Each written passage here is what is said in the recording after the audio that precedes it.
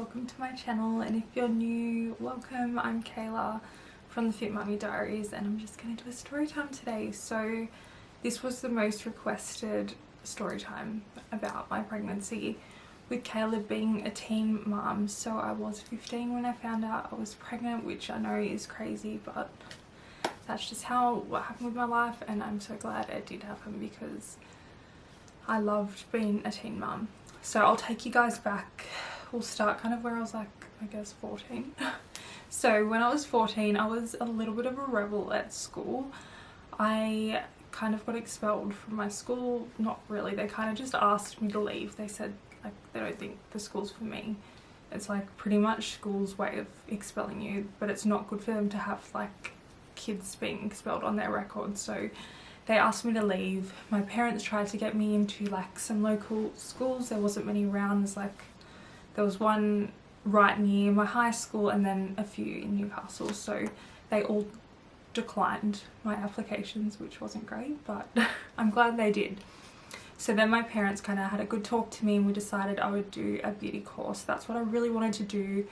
I was only 14, so unfortunately TAFE kind of denied my request. They said I had to wait till I was 16. Don't know if the rules have changed since then, but that's just like what it was back then. And then my parents went to a private beauty college, had a good talk to them, offered to pay up front, like money hungry. Any of those colleges will do anything for money if they're privately owned, and they like agreed to take me on board. So lucky they did. And I did beauty school full time, so that was 4 days a week and then 2 days a week work placement. So that was my diploma in beauty therapy, diploma in business, and a few other short courses like eyelash extensions, makeup, blah blah. I forget exactly. So that was Monday through to Thursday. Friday and Saturday I worked in a salon. So I worked in like a local salon, and that was like work placement because I think you had to do like 300 hours of work placement. So I did like the Friday was work placement, and the Saturday was paid work at the same salon. So started in January and then July. So we got to July. That's when I fell pregnant. I was on the pill. I took the pill religiously. Probably actually not. I probably skipped one or two every now and then, but I did take it every day, not at the same time. And they do actually recommend you take it at the same time. Don't know if like different pills are different, but they did say you got to make sure you kind of take it within the hour for it to be like most effective. So I fell pregnant in July. I didn't know, so probably around the start of August, mid-August, I used to catch the bus into school, and I started getting really like motion sickness, like in the car, in the bus. I was so sick, like I could not catch a bus anymore. My dad actually started driving me into college every day, because I was just like, I don't know what's wrong with me. Like not like one time did pregnancy cross my mind. I was like, I didn't even think about it. I was like, there's no way I'm pregnant. I've got severe polycystic ovary syndrome and endometriosis as well. So I kind of got told I couldn't have kids. I wouldn't be able to have kids naturally, or if I did, it would be like a big struggle. So that's kind of what like I just expected. I didn't think I could fall pregnant. So I ended up speaking to the girls at college, and they're like, oh my god, something's wrong, like take a pregnancy test. I was like, no, not pregnant.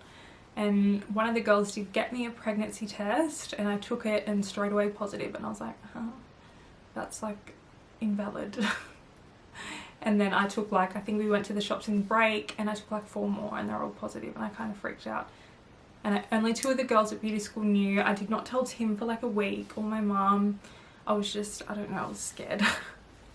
And anyway, like I told mum and Tim, and they were super happy, like supportive. I was only 15, so obviously like we all had a big talk together, and we did decide that I was going to go ahead with the pregnancy. Like abortion wasn't an option. Like I'm not against abortions, but for me I could never get one, and I'm glad I didn't. So the following like few months I was super sick. I did go to beauty school as much as I could. I had to cut back to part-time and do some from home, and then I went in and did like assessments on the weekend when I wasn't working in the salon.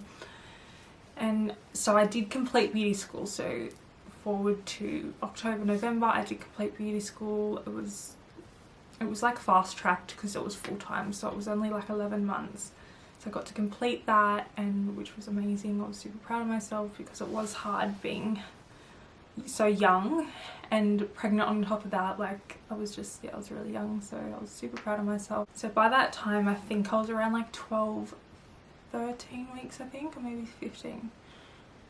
I don't know, around then. It was before 20 weeks. And I like went to my first like obstetrician appointment. We've got private health, so I went through a private obstetrician. I see Dr. Oliver Brown. He's amazing. He's like my angel. And so I turned 16 in the September. Didn't do anything because I was sick. Finished beauty school, and then yeah, for the next few months I actually left the salon I was working at. She was horrible. She was like not a nice woman. She pretty much told me that I'm gonna get nowhere in life, blah blah blah. So she was like the one person I wanted to prove wrong.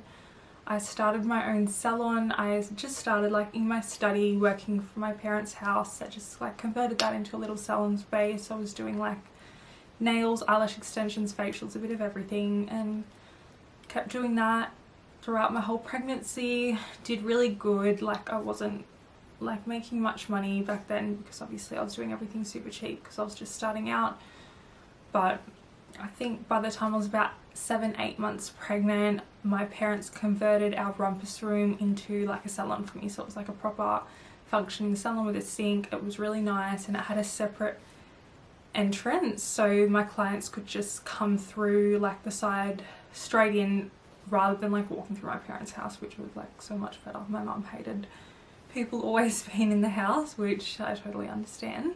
So once that kind of got done, me and Tim started looking for our own house. So Tim took a year off work and we moved out to Muswellbrook, which is like way out, like a couple of hours away, around 2.5 hours away.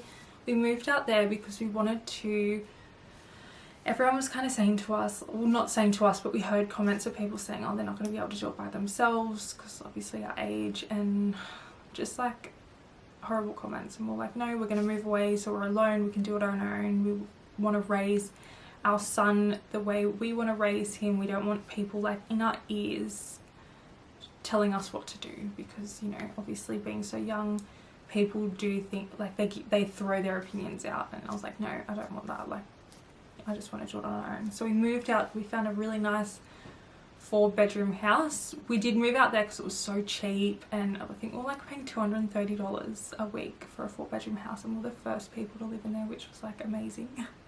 So we moved out into the house, and I kind of worked right up until like 2 days before I had Caleb. So 2 days before we had Caleb, we moved into the house. So it was super like last minute, but I was so glad we got the house. And I don't know, it was weird. Like I had a feeling, I was like, no, I have to get everything done tonight, which was the day after we moved in. I was like, no, I have to get everything done tonight. It was like my body just telling me that Caleb was going to come. It was super weird. So I fully unpacked the whole house in like one day, had everything set up, and then 5 o'clock that morning, we actually had sex that night too, so I don't know if that brought on my labour.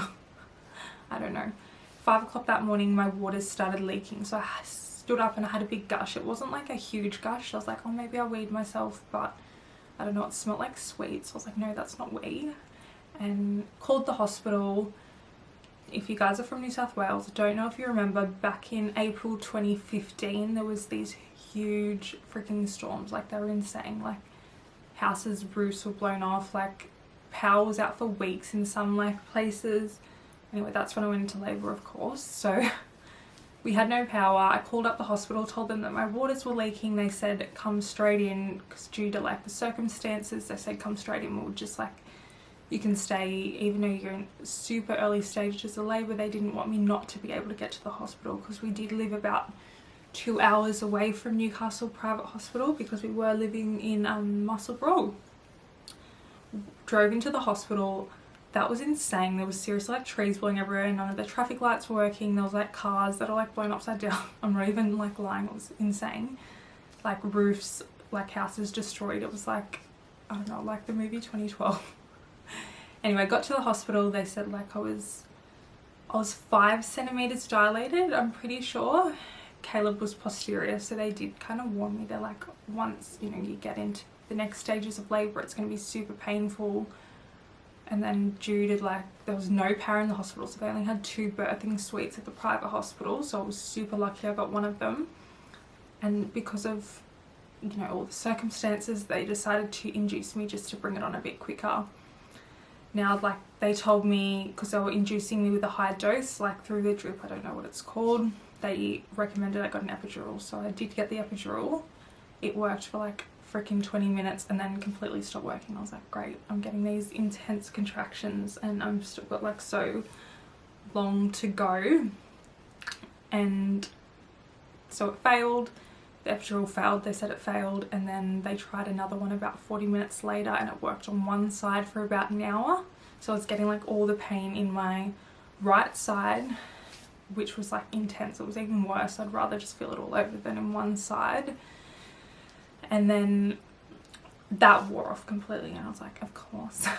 So by that point, I went into labour at 5 o'clock in the morning. This was probably about 7 o'clock at night. They were waiting for my obstetrician to come in. He hadn't came in yet. We were just kind of talking over the phone because of like the dangerous conditions. He could not get to the hospital as quick as he wanted to. So he got in about 7:30, 8 o'clock I think it was. And then we had a talk because Caleb was posterior and then he had his arm like behind his back, like kind of hooked over, so he wasn't in a good position, you know, to down the birth canal. So got to about 10 o'clock and I was in intense, like intense, I was screaming the whole time, I can't handle labour. And he decided we had to do an emergency cesarean. So they did a spinal block, which did not work, no effect. So they actually had to knock me out, which was like horrible because I missed Caleb's birth and it was scary for Tim. They didn't know what was going on because it happened so quick. They kind of kicked him out of the room and then, yeah, I got put under. And then I woke up when Caleb was about 30 minutes old. It was so cute, he had so much hair, but I missed those moments, which were horrible. But Tim got to experience it, which, you know, at least one of us did, so that's super special. Tim just had skin-on-skin contact with Caleb until I woke up, then straight to me. Caleb latched super easy, breastfed like he was so good. And he was seriously the best baby. I think at about 5 days old, he started sleeping through the whole night, which was amazing. And he did, you know, throughout. He's still an amazing sleeper, so super, super lucky with that. I think I was in hospital for 5 nights. It was a pretty rough recovery because I was like 10 centimeters dilated by the time I got rushed in for my emergency cesarean, so they kind of had to like pull him back out. It was a mess, but he was a super good baby. I just adjusted to motherhood really quickly, easily. I did get like a bit of, it wasn't like postnatal depression, but it was a bit of like, they call it baby blues. I cried for like a week over nothing and it was pretty horrible, and I think like my mom and Tim got a bit scared that I was like suffering postnatal depression, but that kind of passed. I think it's just like your hormones going back to normal, the shock of having a new baby. I was so young, but no, I loved being a mom young, and Caleb was such a good baby. He made it super easy. He's hard now, he's hard work.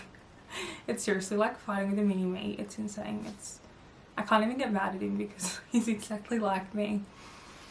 But so we lived in Muswellbrook from April till when Caleb was born till October, and my parents actually built us a granny flat. They wanted us home so bad. They're like, we'll build you a granny flat, come home, save till you guys buy a house. So they built us a 2-bedroom, bathroom, laundry, full kitchen, and it had like a really nice deck and a lounge room. So like mum and dad's house was here, beauty room was in the middle, like where I worked from, and then the granny flat was the other side. So it was kind of perfect with the work because I did go back to work once we moved back to my parents' house, and we lived in there for about a year.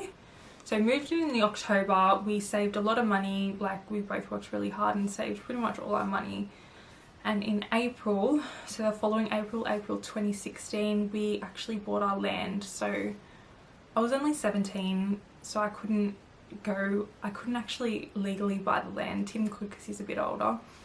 So land was in Tim's name. We were so freaking lucky with our land. We scored land for $65,000, so that's what we had saved up. So we bought our land outright, which was amazing. It was a pretty shitty block, but we did do so much work to it. We made it perfect. So it's kind of like on a hill, and then like the top's flat. So the road's down here, top's flat. We kind of like built into the house, built into the land. So our house is super big. It's 3 stories, super tall. We've got like an amazing outlook, which is amazing. So bought the land. It's about 750 square meters, so like a decent size, not huge, but it's not tiny. And you know, we're not in an estate, we're in a nice street, so it was just perfect. Scored it super cheap, obviously.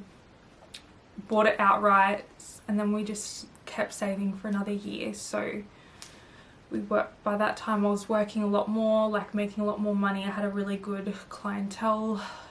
I worked full-time, Tim worked full-time. We just like alternated hours. So Tim was working nights, I was working days. Mum and like Dad would help out with Caleb when I was working, and yeah, we had a really good routine. So we ended up building our house. About a year later, we saved up a lot of money, and then we used our land as equity. So because we owned the land outright, we kind of used that. We got our home loan against that, so we didn't need a deposit, so we had a lot of money to play with. I think we saved about 50 grand that year, so we kind of put that all towards like furniture and like extras in the house. So we built our house. We did own a builder. That was rough, but I'll do a whole nother story on that and how we did it, how we saved, blah blah blah. But that was hard, but it worked out in the end. We got our house super cheap, exactly what we want. I just hate having a 3-story house. Like I wish it was just one level, because the stairs are hard with kids, and the amount of times like I've fallen down the kids, it's just not ideal. But you know, you got to take some things as it is. And yeah, we're still in this house and we love it. But Caleb's now 6, and I have another little baby, Andre. We did IVF for Andre when Caleb was about 6 months. So when Caleb was 6 months old, we started trying. We're like, no, we want to have another baby. I was like quite overweight and I had a lot of health issues, so I think that's what kind of stopped me from being able to get pregnant, as well as like my endometriosis and my polycystic ovary syndrome. So we tried for years, and once Caleb turned about 3, we decided to do IVF with Andre. We were super lucky. Like I say, both my kids are like miracle babies, because Andre was our only egg. We actually had 2 eggs, but our only embryo. And they kind of, my fertility specialist was telling me like, oh, you know, cancel the cycle because you've only got 2 eggs and we'll start again. I was like, no, I have hope. Like, you know, it only takes 1. And I'm so glad I listened to like my gut and went through with it, because so many people in my ears saying, no, you're going to waste like 15 grand on IVF when you've only got 2 eggs, like cancel the cycle. And I was like, no, it's going to work. And it did. Our only embryo is Andre, so we haven't got any embryos frozen, hence why we haven't gone straight back into IVF. Otherwise we would have. But yeah, so Caleb's 6, Andre's 2, and we are currently trying for another baby, which I'm posting videos. You've probably seen them if you're already subscribed to my channel. 3, currently doing letrozole. But yeah, that's just a bit about my teen pregnancy. And this is like a huge thing around, you know, teen moms, young moms saying, you know, you can't get anywhere in life. I did not have my kids young. Like I feel like I wouldn't have got anywhere in life. Like they push me to, you know, be my best, do my best. Always like wanting to do more for them and just give them like the best life. And yeah, so that's a bit about my teen pregnancy. If you guys want to know any more story times, video ideas, just comment or message me on Instagram. My Instagram's The Fit Mummy Diaries. I do post on there a lot more than I post on here. I'm always doing like lives on there, almost every day. But yeah, thanks. Hopefully this video like makes sense, because it's hard talking to a camera. I'm still like not used to it, but Tim did buy me a new camera, bought me a microphone, so hopefully the quality is a little bit better, especially the sound quality, because it wasn't great. But thanks for watching guys, and I'll see you in the next video.